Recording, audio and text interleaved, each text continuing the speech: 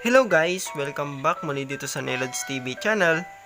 At ngayon guys, tuturuan ko po kayo kung paano po mag-register sa RoyalQ application. Ang una po nating gagawin guys ay mag-download po muna tayo sa Play Store ng RoyalQ application. I-search lang po natin ang RoyalQ. And then, dito na po natin siya makikita. Kapag na-download na po natin siya guys, pwede na po tayo magsimula. I-open na po natin yung ating Royal application. At i-allow lang po natin kapag may lumabas na permission.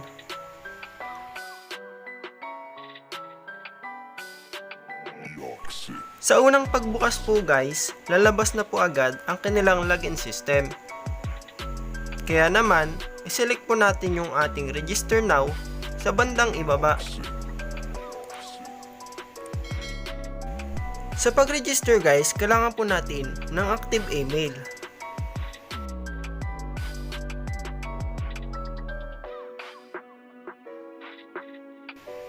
And then, maglalagay din po tayo ng sarili nating password.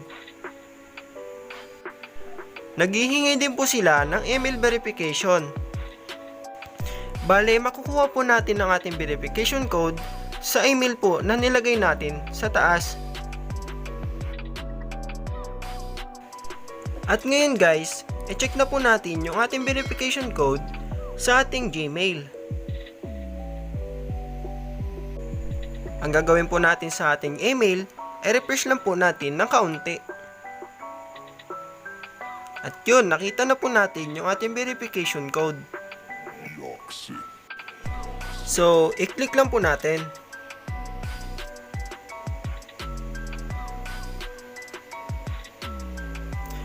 At i-copy paste na lang po natin para mas madali.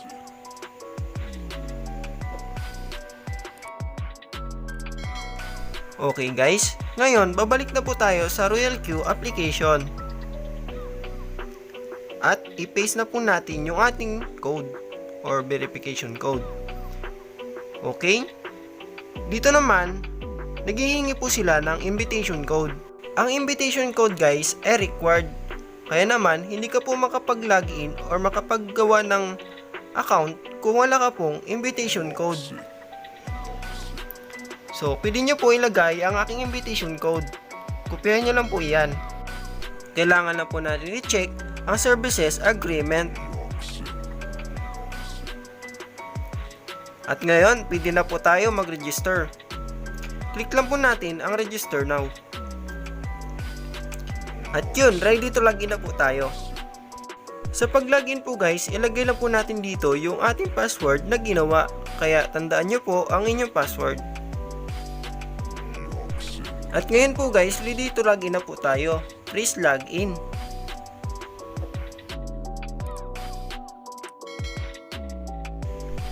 Hanggang dito na lang po ang ating video tutorial. Sana po naintindihan nyo po ang ating ginawang video tutorial. At kung gusto nyo po malaman yung ibang part nito, i-check nyo lang po sa description. Hanggang dito na lang po. Bye bye and thanks for watching.